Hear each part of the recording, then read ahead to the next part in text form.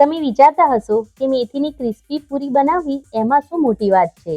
એ તો બધાને આવડતી જ હોય છે, પણ એકદમ પરફેક્ટ મેથી પૂરી દરેકથી નથી બનતી. વળી આજની મેથી પૂરી આપણે મેંદાનો ઉપયોગ કર્યા વગર બનાવશું અને એક પૂરીને વણવાની ઝંઝટ પણ નથી. અને સૌથી મોટી વાત તો એ છે કે આ પૂરી ખૂબ જ ઓછા તેલમાં બને છે અને એવી રીતે બનાવીશું કે મેથીની કડવાશ પણ ખૂબ જ ઓછી લાગશે.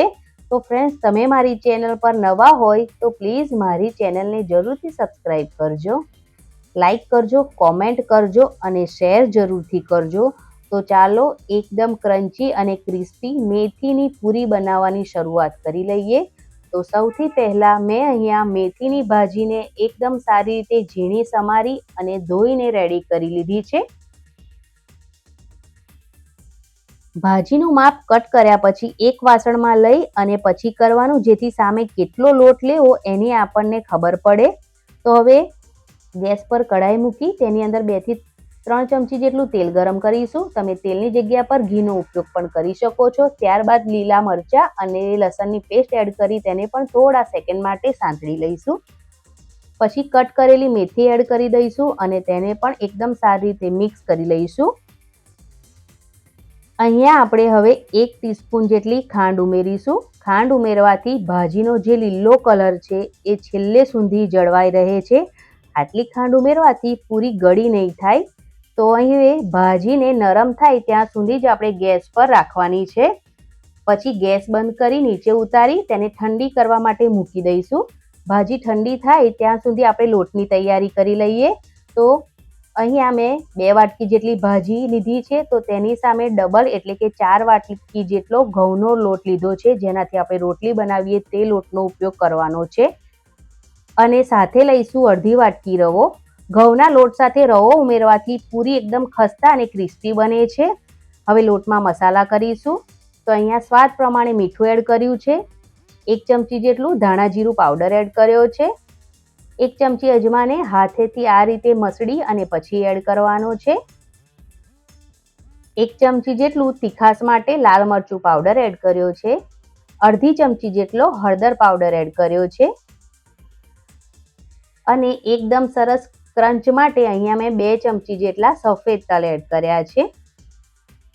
અડધી ચમચી જેટલું આખું જીરું એડ કર્યું છે અને અડધી ચમચી જેટલો હિંગ એડ કરી છે. 1 ચમચી મરીના ભૂકાને એડ કર્યો છે ખારણીમાં ખાંડીને.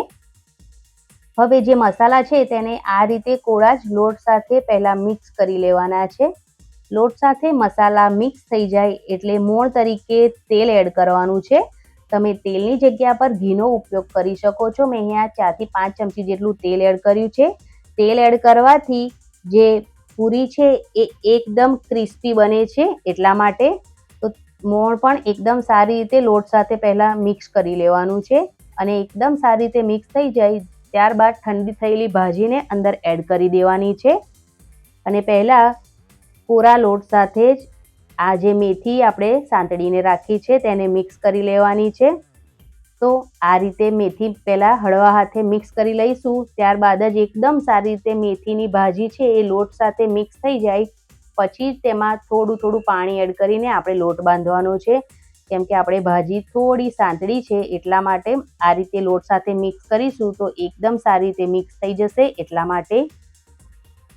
હવે થોડું પાણી ઉમેરવાનું છે અને લોટ બાંધવાનો છે. લોટ વધારે પડતો કઠણ નહીં અને વધારે નરમ પણ નહીં, એ પ્રકારનો બાંધવાનો છે. રોટલી કરતાં થોડો વધારે કઠણ બાંધવાનો છે, કેમ કે એમાં આપણે રવો ઉમેર્યો છે તો એ પણ ફૂલશે, માટે લોટ વધારે કઠણ નથી બાંધવાનો. તો આ પ્રકારનો સેમી સોફ્ટ એવો લોટ બાંધશું. તમને હું અહીંયા નજીકથી પણ બતાવું છું કે આ પ્રકારનો છે.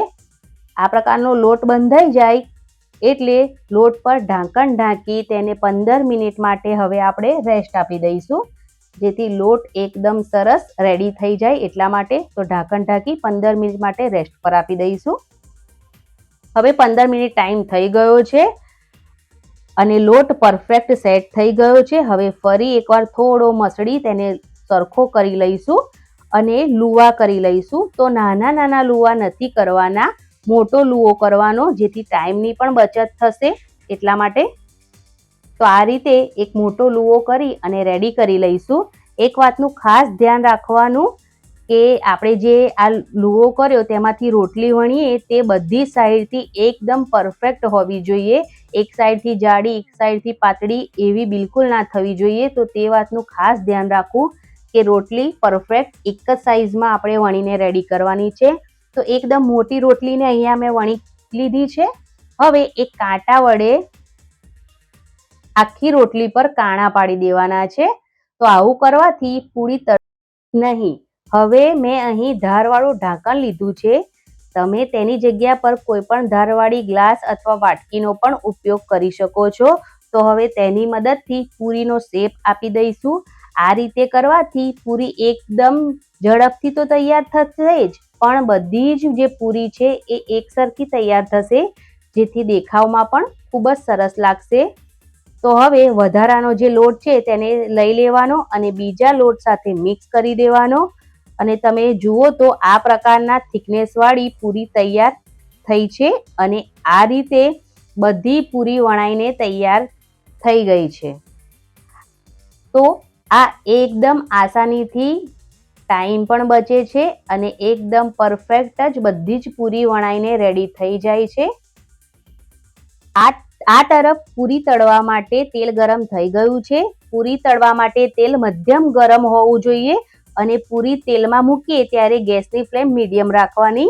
ધ્યાન રાખવાનું કે સૌથી પહેલા વણેલી પૂરી સૌથી પહેલા તળવાની.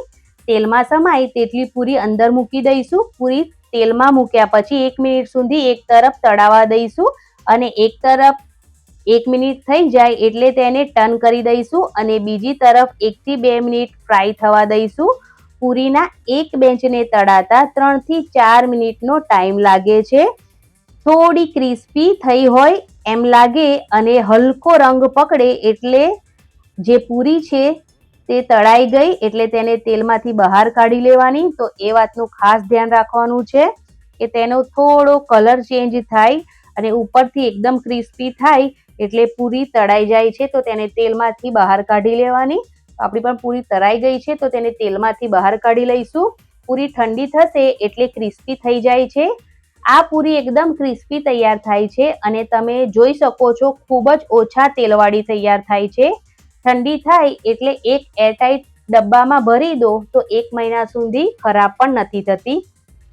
તો ફ્રેન્ડ્સ, તમને મારી આજની આ પૂરીની રેસીપી પસંદ આવી હોય તો પ્લીઝ ચેનલને જરૂરથી સબસ્ક્રાઈબ કરજો. આ વિડીયોને વધારે ને વધારે શેર કરજો. લાઈક જરૂરથી કરજો. તો મળીએ